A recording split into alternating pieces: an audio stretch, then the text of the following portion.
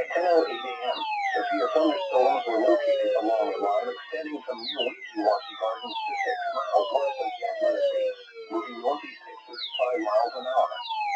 Hazard, 60 miles an hour wind gusts.